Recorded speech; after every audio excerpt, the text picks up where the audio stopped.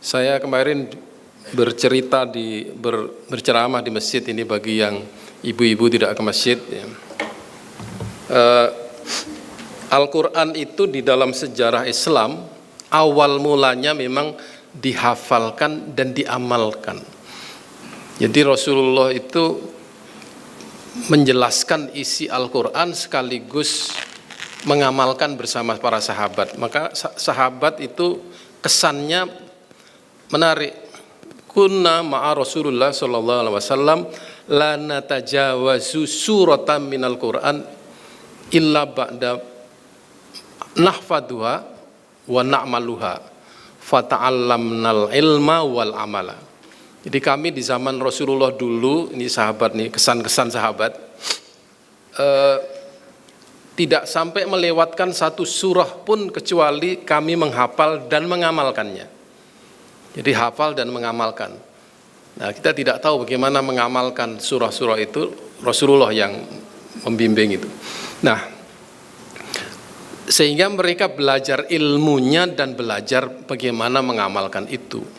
Tentu ada surah-surah yang isinya tidak melulu amal, ya, tapi pasti di dalam setiap surat itu ada surah yang isinya perintah untuk kita berpikir dan mengamalkan, ya. Itu. Kemudian para orientalis ini kemudian mengamati bagaimana peradaban Islam itu begitu maju, dari mana rahasianya. Seorang orientalis mencatat begini, di zaman dulu, ya, Al-Quran tidak menjadikan orang itu terpelajar.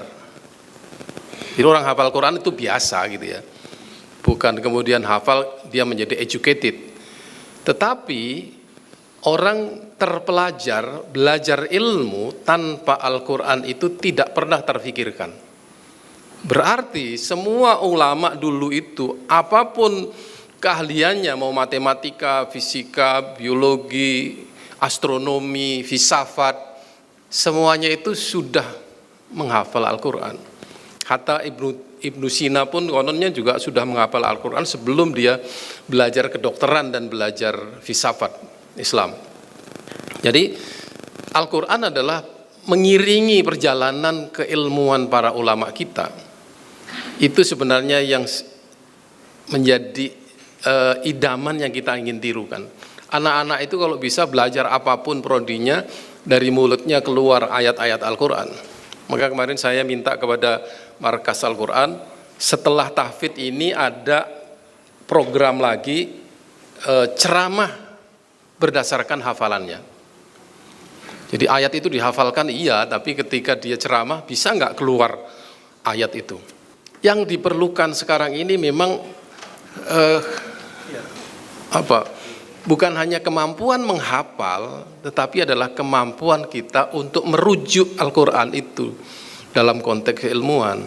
Orang ilkom misalnya, itu pasti ingatlah ayat yang berbunyi yalladzina amanu ijtanibu katsiran minadh-dhanni inna ba'dadh-dhanni ismun fala tajassasu wala yaktab ba'dukum ba'da, itu adalah ayat hoax.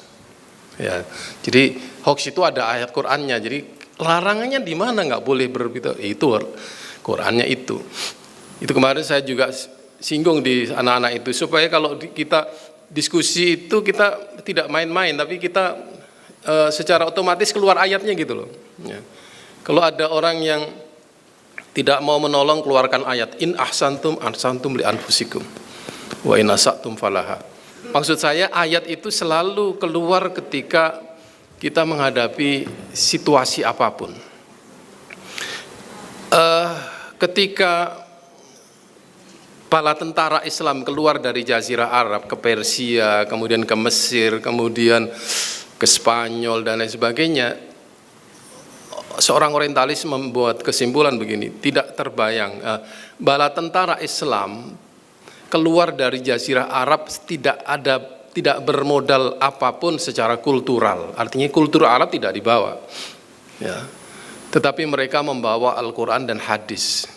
Tetapi karena dinamika di dalam Al-Quran itu luar biasa, akhirnya Al-Quran itu menjadi sebuah pandangan hidup. Jadi apa-apa Quran, apa-apa Quran. Dulu tidak ada tafsir, belum banyak ini, fikih aja belum muncul kan. Dikit-dikit Quran hadis. Rujukannya memang itu. Nah, dengan begitu maka kemudian tumbuhlah Islam di negara-negara, di negeri-negeri di mana orang Islam itu datang. Ketika datang ke Baghdad menjadi sebuah peradaban ilmu pengetahuan yang luar biasa. Ketika datang ke Spanyol, ya, di situ tata letak atau tata kotanya itu tidak ada duanya di zaman itu. Sanitasinya sangat canggih. Ya. Saya yakin mereka ini juga orang-orang yang terinspirasi dengan Al-Quran dan hadis. Tidak mungkin itu tidak. Sebab apa? Sebab di tempat-tempat itu sudah ada manusia-manusia yang berperadaban. Tapi kenapa tidak melakukan seperti yang dilakukan oleh orang Islam? Ini dalam kasus filsafat Islam ya. Filsafat Yunani itu awal mulanya dari Yunani ke dalam bahasa Syriak. Syriak itu adalah Kristen Ortodok. Ya. Jadi manuskrip itu banyak di tangan orang-orang Syriak bukan Syria yang sekarang. Ya. Tapi kemudian dari bahasa Syriak diterjemahkan ke dalam bahasa Arab. Ada juga yang dari bahasa Yunani langsung ke dalam bahasa Arab. Pertanyaannya, kenapa ketika di tangan bangsa Syriak itu filsafat Islam tidak maju? Begitu diterjemahkan ke dalam bahasa Arab, dia menjadi wacana yang sangat produktif dan tidak lagi terikat dengan teori ataupun prinsip-prinsip filsafat Yunani. Di sini ada rahasianya. Ternyata pandangan hidup bangsa Arab pada waktu itu yang Muslim sudah tercerahkan oleh Al-Quran. Jadi ketika mendapatkan sesuatu dari peradaban lain, itu mereka sudah bisa mengolah itu. Sudah bisa mengolah dari Yunani menjadi, ya sekurang-kurangnya sudah berbau Islam. Ya. Itu rahasianya. Maka kemudian sama namanya Neller ya, itu mengatakan bahwa dengan adanya Al-Quran dan hadis sebagai sumber pandangan hidup itu, peradaban Islam memberi manfaat kepada peradaban-peradaban lain di mana Islam itu datang.